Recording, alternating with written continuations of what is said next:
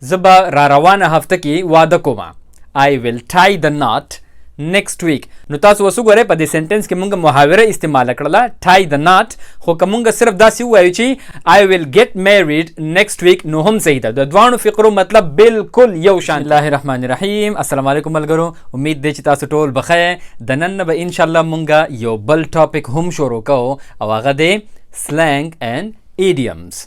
چې کله هم مونږ ته موقع ملاویږي نو انشاءالله مونږ به پکې کله کله سلنګ او ایډیمز هم کوو.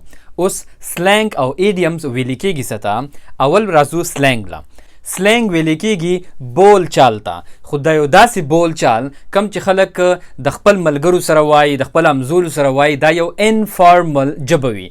انفارمل ژبې هغې ته ویل کېږي چې په هغې کې دومره خاصه ادب پکې نه وي او احترام پکې نه وي، بلکې خلک چې د خپل ملګرو سره کم قسم ژبه وایي نو هغې ته سلنګ ویل کېږي. مثال په طور موږ د څوک په لار کې مخې ته راشي، موږ ورته وایو چې هی واتس اپ، مطلب څنګه چل دی.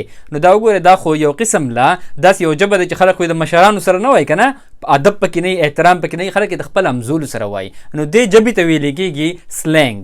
او ایډیم ویل کېږي محاورې ته، او محاورې ته په پښتو کې متل ویل کېږي که نه. خلک وایي چې دا یو متل دی، دا یو محاوره ده. څنګه چې په پښتو کې او په اردو کې محاورې، نو دغه شانتې په انګلیش کې هم ډېر زیاتې محاورې استعمالیږي په عام ژوند کې. اوس محاوره یو داسې څیز دی چې په هغې کې به مونږ لفظي معنی ته نه ګورو چې د دې لفظي معنی څه ده، بلکې د هغې خپل یو مطلب وي. دا د هغې خپله یو قسم له ژبه وي که نه. څنګه چې په پښتو کې مونږ وایو چې څه کرې هغه به ریبې.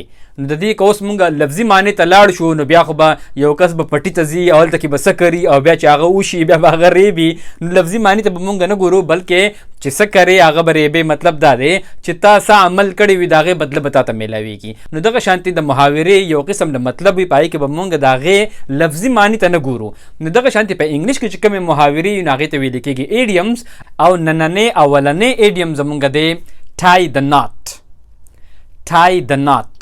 اوس د tie the knot مطلب دی to get married. to get married مطلب واده کول. نو اوس د واده کولو دپاره محاوره استعمالیږي tie the knot. اوس د دې به مونږه لفظي معنی ته نه ګورو چې د دې مطلب لفظي څه دی tie the knot. خو زه به تاسو صرف په دې یو باندې هسې پوهی کړم. tie ویل کېږي تړلو ته، او ناټ ویل کېږي غوټې ته. څنګه چې غوټه تړل وي که نه نو هغې ته ویل کېږي tie the knot. خو د دې محاورتن مطلب دی واده کول.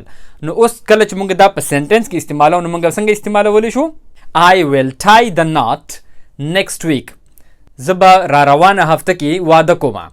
I will tie the knot next week. نو تاسو وسوګورئ په دې سنټنس کې موږ محاوره استعمال کړله tie the knot، خو که موږ صرف داسې ووایو چې I will get married next week نو هم صحیح ده. د دوانو فقرو مطلب بالکل یو شانتې دی، خو محاوره ده tie the knot. دغه شانتې مونږ ویلی شو آصف has tied the knot last year.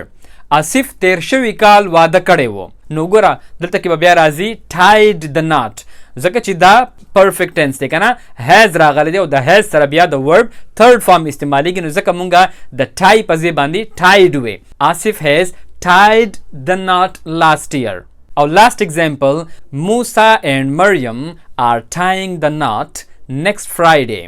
موسی او مریم به را روان جمعې په ورځ باندې واده کوي. څه ورځي؟ موسی and Maryam are tying the knot next Friday. نو دغه شانتې دا مونږه استعمالولی شو په سنټنسز کې. اوس د دې to get married یعنی د واده کولو دپاره په انګلیش کې یو بله محاوره هم استعمالیږي او هغه دی get hitched. get hitched او tie the knot د دوانو مطلب دی to get married. د دوانو مطلب دی واده کول. صحیح ده؟ نو دغه شانتي get hitched هم استعمالیږي، خو tie the knot ډیر زیات استعمالیږي او get hitched د هغې په مقابله کې لږ کم استعمالیږي په عام ژوند کې. نو اوس get hitched مونږ څنګه استعمالولی شو په سنټنسز کې؟ عمر got hitched last week. عمر تیر شوي هفته واده کړی و. نو بیا به څه راځي؟ عمر got hitched last week. دا مونږه ګاټ ځکه استعمال کو چې دا خو زړه خبره ده که نه، هغه خو تیر شوي هفته واده کړی و نو پاست ټینس دی. نو ځکه بیا مونږه د ګیټ په ځای باندې ګاټ استعمال کو. عمر ګاټ hitched last week. بل اگزامپل عمران is getting hitched next month. پر روانه میاشت کې د عمران واده دی. او آخري اگزامپل زمونږ سره دی I may never get hitched. کېدای شي چې زما کله هم واده ونه شي. I may never get hitched.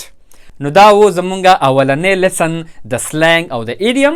نو ان شاء الله په نیکست لیسن کې به بیا مونږه یو بل محاوره کوو. اوس تاسو د لپاره هم ورک دا دی چې دا tie the knot او get hitched په یو سنټنس کې استعمال کړئ او په کمنټس کې ولیکئ. ان شاء الله په نیکست لیسن کې بیا ملاویږو. لایک او شیر د نه هیر نشي او ټول زمونږ د یوټیوب چینل خامخا سبسکرایب کړئ. ټول د خپل ځان ډیر خیال ساتئ. د الله پامان.